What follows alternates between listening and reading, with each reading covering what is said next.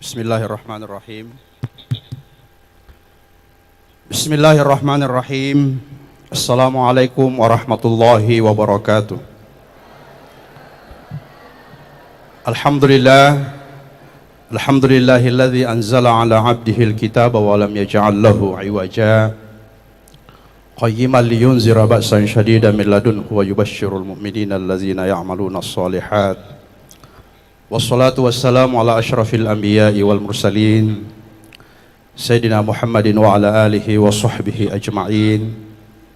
Hasbunallahu wa ni'mal wakil. Wa la hawla wa la quwata illa billahil aliyyil azim. Yang sama-sama kita hormati, kita banggakan Bapak Menko Polhukam Profesor Dr. Kiai Haji Mahfud MD, Atalallahu umrahu wa aktsara min amsalih. Semoga Allah memanjangkan umurnya dan memperbanyak orang-orang semisalnya, selalu diberi kesehatan dan kekuatan untuk menjalankan amanah yang ada di pundak beliau. Yang saya hormati Al-Mukarram Al-Alama Profesor Dr. Kiai Haji Nasaruddin Umar, pimpinan pusat Pondok Pesantren As-Sadia, beserta Ibu Helmi. Yang saya hormati Bapak yang mewakili Gubernur Provinsi Sulawesi Selatan, Bapak Bupati Wajo, Bupati Bone, sahabat saya Pak Dirjen Pendis, Pak Kapolda, dan Bapak Ibu sekalian yang saya tidak sempat sebutkan namanya satu persatu. Mohon izin Prof. Mahfud, saya terus terang saya tidak begitu confident sesungguhnya untuk bicara di kesempatan ini karena seorang dirjen berbicara di hadapan Menko itu tidak biasa. Tetapi karena saya tahu Pak Mahfud ini adalah seorang scholar yang memiliki constant scholarly pursuit, yang selalu haus akan ilmu pengetahuan juga meskipun beliau pejabat, tapi karakter akademiknya kita tahu bersama. Saya akhirnya merasa percaya diri juga untuk bicara di hadapan beliau, mungkin sebagai atau dalam kapasitas beliau sebagai seorang scholar, sebagai seorang profesor, sebagai seorang akademisi. Pak Mahfud, izinkan saya memperkenalkan diri, saya alumni pesantren As-Sadia, Prof. Mahfud. Saya 5 tahun menyantri di As-Sadia, dan jika ada yang bisa saya banggakan atau ada achievement saya, mungkin di antara yang paling saya banggakan adalah pernah menyantri di Pondok Pesantren As-Sadia.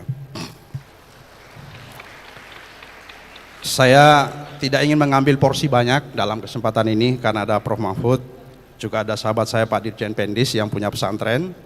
Saya di sini diberi waktu hanya karena mungkin sebagai alumni yang kebetulan pernah juga menjadi Dirjen Pendidikan Islam yang sekarang menjadi Dirjen Bimas Islam. Hanya ada 3 poin yang ingin saya sampaikan. Mohon izin.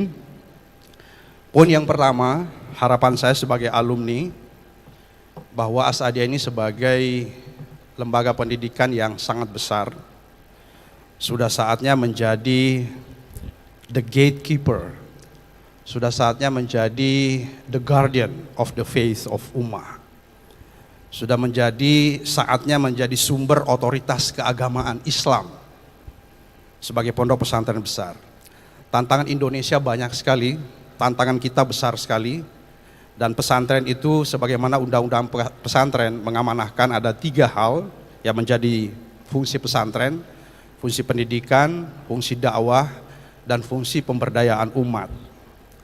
Indonesia sekarang sedang menghadapi banyak sekali tantangan yang saya berharap sebagai alumni di mana pesantren ini bisa engage, bisa terlibat berkontribusi dalam merespon sejumlah persoalan-persoalan bangsa, khususnya terkait dengan dakwah di Indonesia sebagai salah satu fungsi pesantren. Ada tantangan kita, di samping tantangan ekstremisme, radikalisme, saya tidak ingin membahas itu. Ada satu lagi tantangan kita yang harus kita hadapi, yang harus kita respon secara produktif, yaitu menguatnya religious conservatism, konservatisme agama.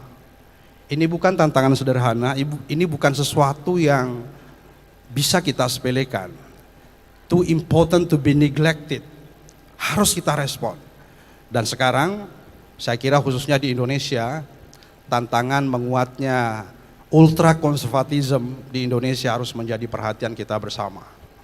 Saya sebagai alumni berharap Asadia sebagai lembaga pondok pesantren yang memiliki otoritas keagamaan yang memadai dengan tradisi keilmuan dan akademiknya yang sangat panjang, memiliki sanad keilmuan yang sangat luar biasa, sudah saatnya menjadi bagian penting, mengambil bagian fundamental dalam mengatasi persoalan-persoalan bangsa, khususnya menguatnya konservatisme, apalagi ekstremisme radikalisme yang di Indonesia ini menjadi tantangan besar kita. Itu yang pertama, Bapak Ibu yang saya hormati, karena kalau kita lihat sekarang ini faham keagamaan di Indonesia banyak sekali. Banyak sekali faham-faham keagamaan yang muncul di tengah masyarakat. Yang sekali lagi saya tidak ingin membahasnya, tapi saya sering mendiskusikannya. Mohon izin dengan Pak Menko, saya beberapa kali diundang Pak Menko untuk berdiskusi terkait dengan faham-faham keagamaan di Indonesia ini.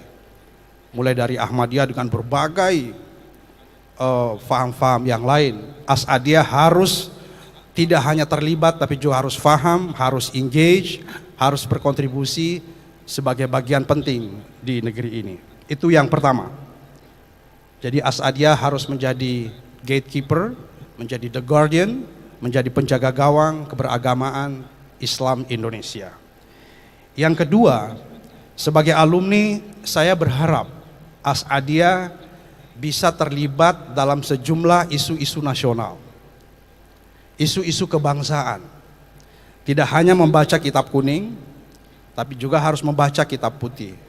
Harus terlibat, harus tahu isu apa yang sedang berkembang di Indonesia ini.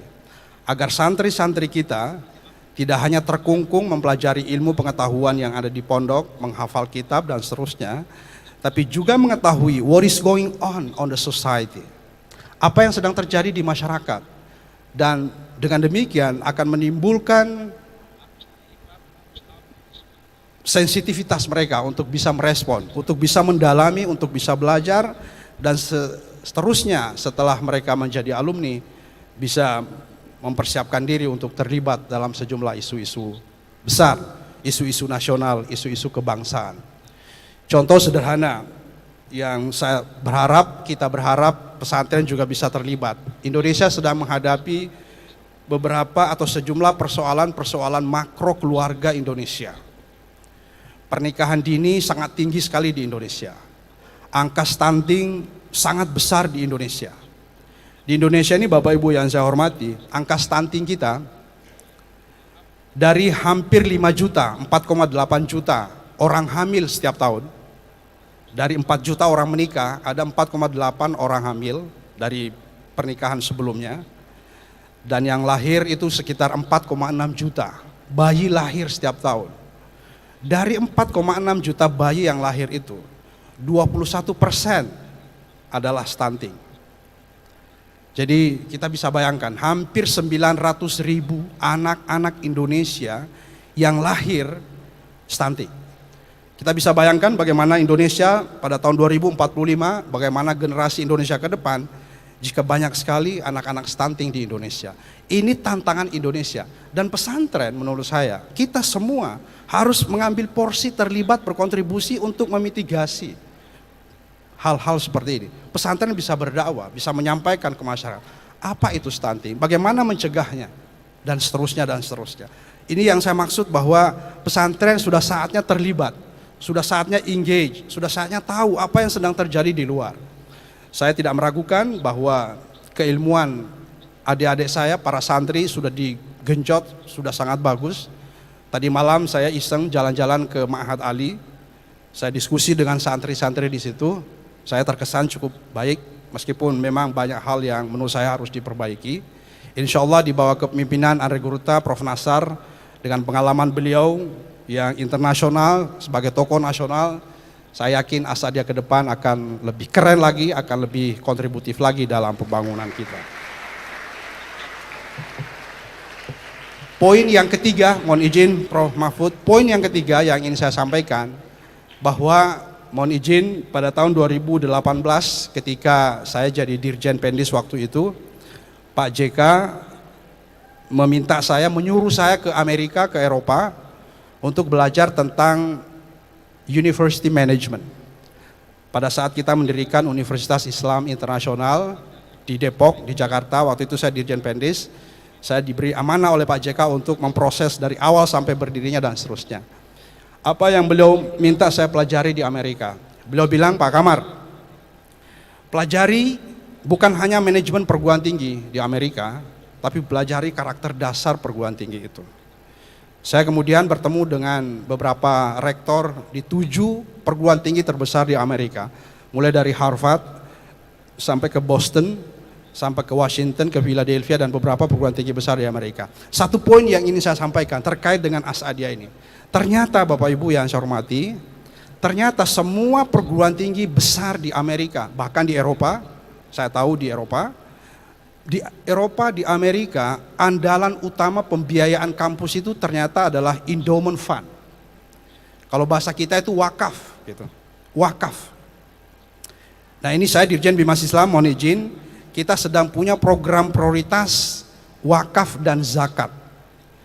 Di Asadiah belum ada las, segera setelah ini saya berharap bisa segera membentuk lembaga amil zakat, bisa segera menjadi nazir wakaf, kalau bisa wakaf uang. Dan ini bisa kita diskusikan nanti. Ini salah satu potensi terbesar di Indonesia yang selama ini tidak terkapitalisasi secara proporsional, bahkan sangat tidak terkapitalisasi. Bapak bisa bayangkan potensi zakat kita hampir 400 triliun setiap tahun, tetapi yang terkumpul hanya sekitar 23 triliun. Setiap tahun 2022 kemarin berhasil dikumpulkan 23 triliun dari hampir 400 potensi zakat kita di Indonesia ini. Dan ke depan 2023 ini kita targetkan 33 triliun. Zakat kita, wakaf kita juga tidak kalah besarnya potensinya. Wakaf uang kita punya potensi hampir 200 triliun yang tidak tercapitalize secara proporsional. Ini salah satu program prioritas di Kementerian Agama, khususnya di bawah Bimas Islam. Kami berharap pesantren-pesantren besar khususnya di Indonesia bisa mengambil porsi, bisa mengambil bagian untuk pengembangan kampus kita ke depan. Kurang lebihnya mohon dimaafkan, saya sekali lagi mohon izin Prof. Mahfud karena telah dengan lancang berbicara di hadapan beliau di forum-forum seperti ini. Meskipun saya sering berdiskusi dengan beliau, sering diundang oleh beliau untuk berbicara tentang banyak hal, terutama masalah sosial keagamaan di Indonesia. Wabillahi taufiq wa sa'ada wallahul muwaffiq ila aqwamit thoriq. Wassalamualaikum warahmatullahi wabarakatuh.